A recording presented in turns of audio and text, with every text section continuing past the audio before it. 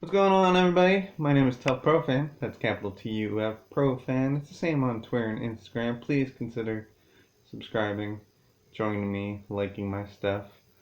I just got through watching Impact Wrestling Rebellion, and man, I'm telling you, I thought this was a great show. Top to bottom, great show. Let me run down the card for you, and also, if you follow me on Twitter, I go match by match on there, telling you my thoughts and quick results on there too. And this is going to be a quick results thing too, okay?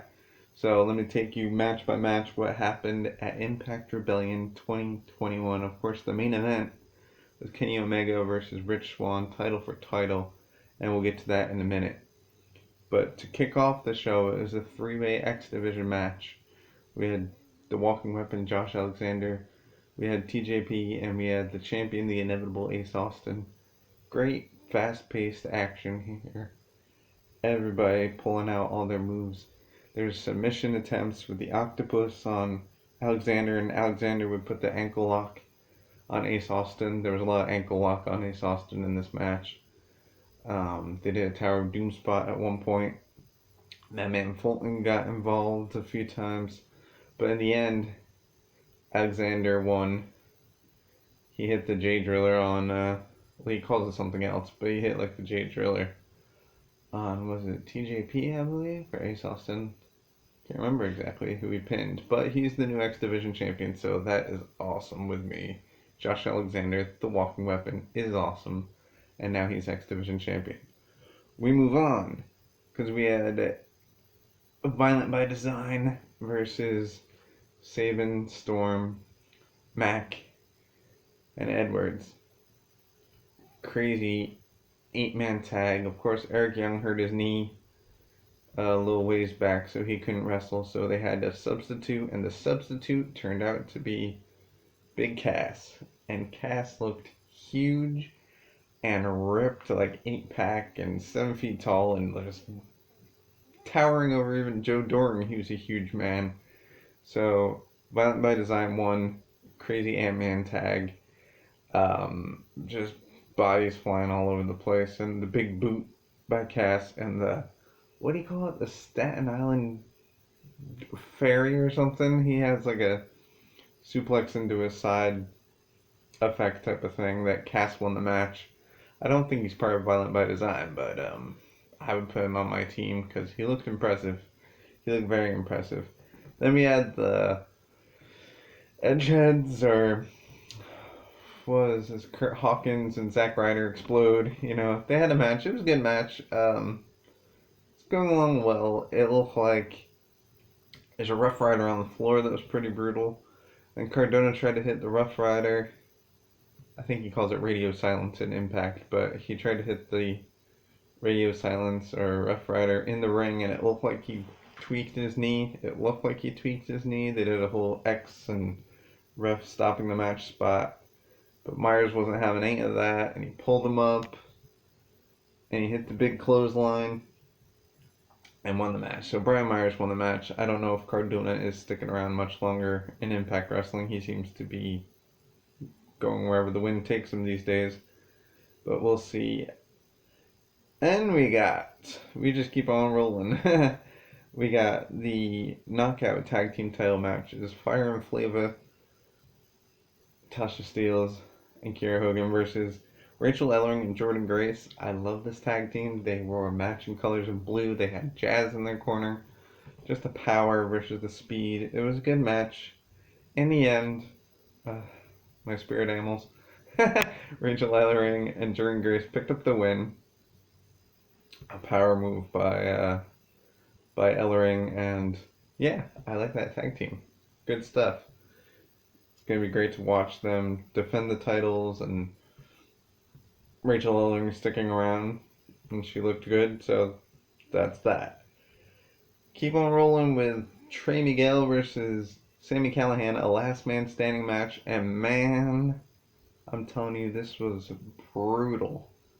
Brutal. It's just everything that Sami Callihan did to Trey Miguel. Like, he powerbombed him on an anvil case, and he put a wrench in his mouth, and he whipped him with a chain, and he power bombed him on chairs or something, and he pile drove him on the. Oh, it was just brutal. He pile drove him off the top rope through a table, and just Trey Miguel looked amazing, just coming back from all this stuff.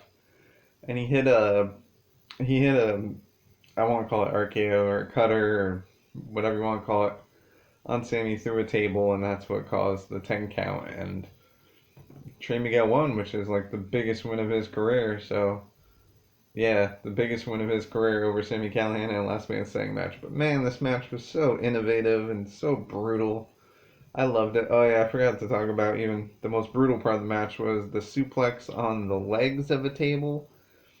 Trey Miguel took that spot, which was just legs of a table into his lower back, and oh, you can imagine. Oh, that was brutal. Alright, but Trey Miguel won. Then we had the Impact Tag Team titles. Finn Juice making an appearance, coming in from Japan versus the Good Brothers. Good match. Finn Juice looks good. I thought the Good Brothers were going to win it because they're stateside, but Finn Juice, they countered the Magic Killer, I believe it's called, and Juice rolled up the big LG for the win, small package. And yeah, Finn Juice retained the tag team titles. Then we had Deanna, Deanna Purrazzo versus Tennille Dashwood. I love Tennille Dashwood. I love Deanna Purrazzo. I was hoping Tennille would win, but they're keeping the 2020 Wrestler of the Year, Deanna Purrazzo, strong. Keeping her with the win. And she keeps winning using different moves. I don't even know, I forgot the name of this move, but it was basically like Cesaro's neutralizer. Yeah, Cesaro's neutralizer type of thing. Deanna kept on reversing all the other moves. I mean, Tennille kept on reversing moves that Deanna was doing, but it was a great wrestling match. It was a great wrestling match, basically, and we knew it would be. Outside interference and all that, but Deanna won with her own version of the neutralizer. Then main event time. Like I said, Rich Swann versus Kenny Omega. Kenny by God Omega. Eddie Edwards and Willie Mack were in Rich Swann's corner, and the Good Brothers were in Kenny Omega's corner. Don Callis was out there. Tony Khan was out there. Scott D'Amore was kind of out there. It was just, everybody was there. It was a big deal. They made it feel like a big deal. AEW didn't really make it feel like a big deal, but it felt like a big deal right there. Especially Mauro Ranallo was announcing with Matt Striker and D'Lo Brown. So all the elements were there. Epic. Swanee hit a standing frog splash, which was awesome. He hit his multitude of kicks everywhere. Omega hit a bunch of nasty looking V-triggers, a couple nasty looking snapdragons. What else did he hit? Man, he just hit. It's the best bout machine, Kenny Omega. Kenny Omega's incredible. He won with the most protected move in professional wrestling, the one-winged angel. Nobody kicks out of it. I know Ibushi did a while ago or whatever, but nobody kicks out of that thing. It's incredible. Incredible match, though. I was very happy that Impact / AEW decided to just go with a regular, straight-up wrestling match. The better man won. The better wrestler won. There was like a ref bump at one point, so we were all worried that something was going to go down. And Kenny tried to hit Rich with a chair, but referee Aubrey Edwards was there, and she stopped Kenny from using the chair, which was, AEW stopped Kenny Omega from using the chair. That's cool. Brian Hebner was the other official. But yeah, no shenanigans. Straight up wrestling match. Kenny Omega defeated Rich Swann. He now has 4 titles. AAA Championship, TNA, Impact, and AEW. The belt collector, the best bout machine, Kenny Omega, does it again. So, all in all, guys, fantastic pay-per-view, I would say. Impact Rebellion just constantly pull out great wrestling cards, alright? Check out my Twitter, check out my Instagram, capital TUF Pro Fan. I'll talk to you guys later.